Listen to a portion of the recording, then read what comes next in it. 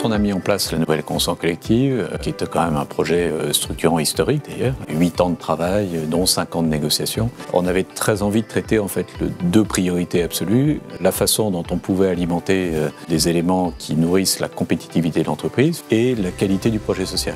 Et dans ce cadre-là, on a un thème qui finalement est la synthèse parfaite des deux leviers, c'est le thème de la qualité de vie au travail et des conditions de travail. On pense justement que la qualité de vie au travail passe par la qualité du travail. Avant, du coup, la mise en œuvre de la Convention de début 2024, ce sujet n'existait pas dans la Convention collective. Il y avait des obligations légales de négocier des accords QVCT, mais il n'y avait pas ce sujet en tant que tel. Je pense qu'il peut vraiment inciter les entreprises à s'interroger un peu différemment sur ce qu'est la QVCT et justement quel lien elles peuvent faire avec leurs contraintes. Aujourd'hui, notre difficulté un peu collective, c'est de faciliter ce passage à l'action et l'accord avec le soutien de la branche qu'il porte est quelque chose qui peut vraiment être moteur. Aujourd'hui, on peut impulser pour l'avenir des éléments dans un projet qui vont être ensuite saisis par les entreprises ou par la branche, au travers d'idées, au travers d'impulsions, au travers d'innovations sociales. C'est peut-être des choses sur lesquelles on a le sentiment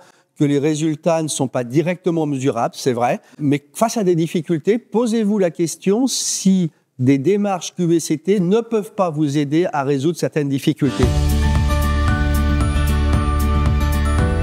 La philosophie qui est celle de notre branche, encore une fois, c'est le dialogue pour la production de solutions. Et derrière cette notion, effectivement, de collectivité de travail, il y a cette notion d'écoute. C'est à partir de l'expérience qu'on essaye de modéliser un certain nombre de solutions qui sont adaptées à chacune des entreprises. C'est vraiment ça, la QVCT. C'est l'amélioration continue par le dialogue, par l'expérimentation. On pérennise ou on reprend un peu le sujet différemment. Moi, je suis dirigeant de PME. Je dois à la fois aller chercher des clients, je dois à la fois m'assurer que mes processus industriels fonctionnent. Peut-être que j'ai une machine qui est tombée en panne.